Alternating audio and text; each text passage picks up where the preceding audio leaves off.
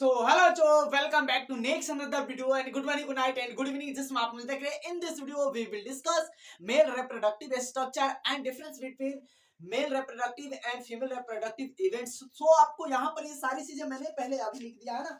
आपको पता होगा कि अगर मेल reproductive event की बात करें है ना, मेल reproductive event की बात करें और फीमेल reproductive event की बात करें तो बहुत डिफरेंट होता है. अगर बातें करें कि मेल में स्पर्मेटोजेनेसिस कब होता है, मेल इन मेल स्पर्मेटोजेनेसिस कब होता है, तो क्या होता है कि ये प्यूबर्टी पर क्या होता है, स्टार्ट होता है. याद रख लेना, in male spermatogenesis start at puberty और ये कंटिन्यू होता है ओल्ड मैन तक, मतलब जो ओल्डर एज हो जाते के हैं वहां तक मेरे भाई, डेथ तक ये कंटिन्यू रहता है.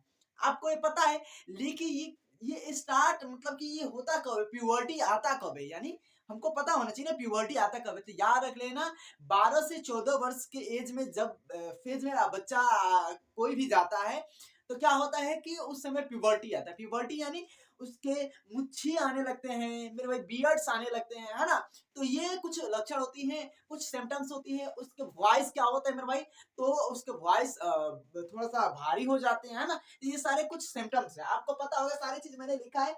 फिजियोलॉजिकल और जो हार्मोनल चेंज होते हैं, इसी की वजह से हार्मोनल चेंज होता है तो दाढ़ी मुच्छा आता है मेरे भाई, वॉइस डीप होता है, मतलब कि एकदम ये होता है.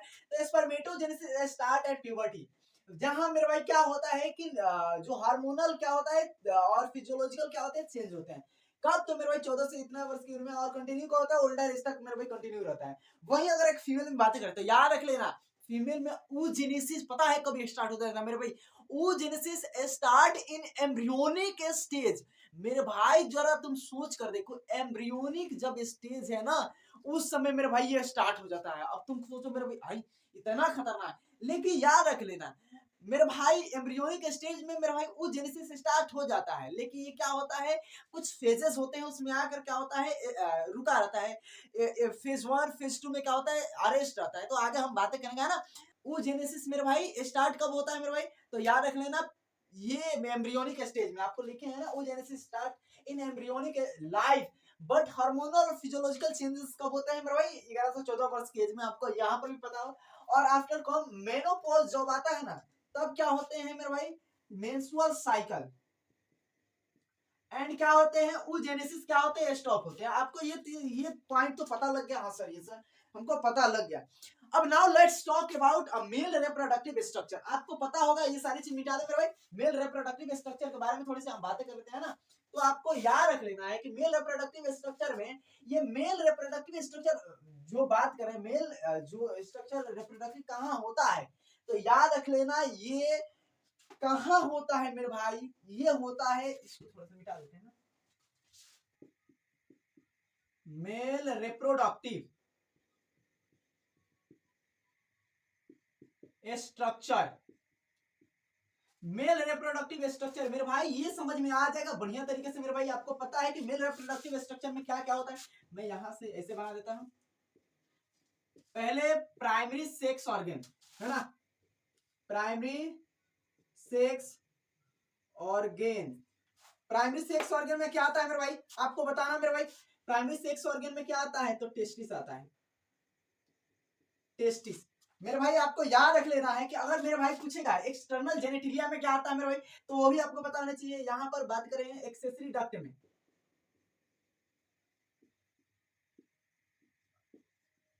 एक्सेसरी डक्ट, तो याद रख लेना एक्सेसरी डक्ट में मेरे भाई क्या होते हैं, 4 होते हैं. आगे तुम लोग को मेरे भाई पढ़ना है एक्सेसरी डक्ट में कौन कौन होते हैं मेरे भाई.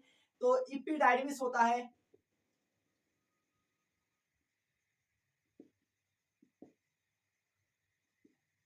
रेटेड टेस्टिस होता है, रेटेड टेस्टिस. एक्चुअली में रेटेड टेस्टिस ऊपर होता है, इपिडाइडिमिस क्या होता है, नीचे होता है मेरे भाई. आगे बताएंगे सब आपको. वास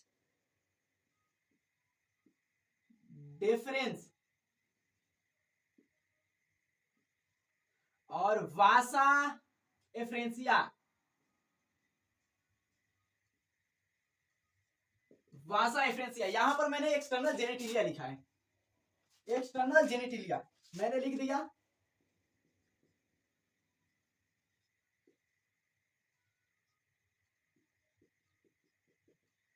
एक्सटर्नल जेनेटिलिया में क्या आता है मेरे भाई, तो याद रख लेना है पेनिस आता है, और सेकेंड थिंग क्या होता है, एस्क्रोटम आता है। Penis and scrotum. अब एक मेरे भाई याद रख लेना, ये भी याद रखने का है कि मैंने एक्सेसरी डक्ट लिखा ना, उसके बाद जो ग्लैंड होते हैं, ग्लैंड कौन कौन से होते हैं, एक्सेसरी ग्लैंड।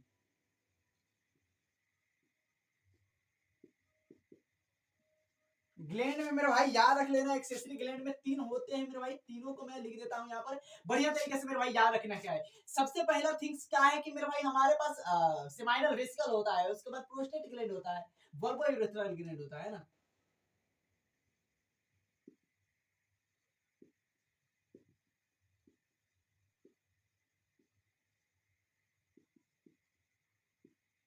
प्रोस्टेट,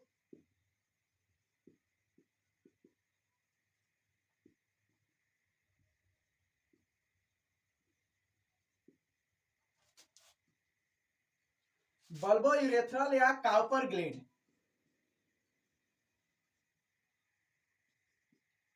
समझ में आ रहा है? तो मेरे भाई आई होप यहाँ तक मेरे भाई तुम लोग को समझ में आया होगा कि मेरे भाई मेल रिप्रोडक्टिव स्ट्रक्चर मैंने बातें कर लिया है। और कल के लेक्चर में मेरे भाई हम लोग का केवल फोकस होगा मेरे भाई टेस्टिस पर, सबसे बढ़िया टेस्टिस कल बातें करेंगे। उसके बाद मेरे भाई हम एक्सेसरी डक्ट की बातें करेंगे, उसके बाद मेरे भाई एक्सेसरी ग्लैंड के बारे में बात करेंगे, एक्सटर्नल जेनेटेरिया के बारे में बात करेंगे। आई होप यहाँ तक तुम लोग को मेरे भाई समझ में आएगा, बढ़िया तरीके से समझ में आएगा। और so thanks for watching this video. आपने देर इतने देर देखा होगा और आई होप कि तुम लोग को अच्छा लगा होगा। अब लाइक मेरे भाई बढ़िया तरीके से करना, सब्सक्राइब दोस्तों में कर देना और शेयर कर देना। सो अगर मेरे भाई, मेरे को पता है कि अगर 50 होंगे तो मेरे भाई लाइव स्ट्रीम ही केवल होगा। चलिए मिलते हैं नेक्स्ट वीडियो में। जय हिंद।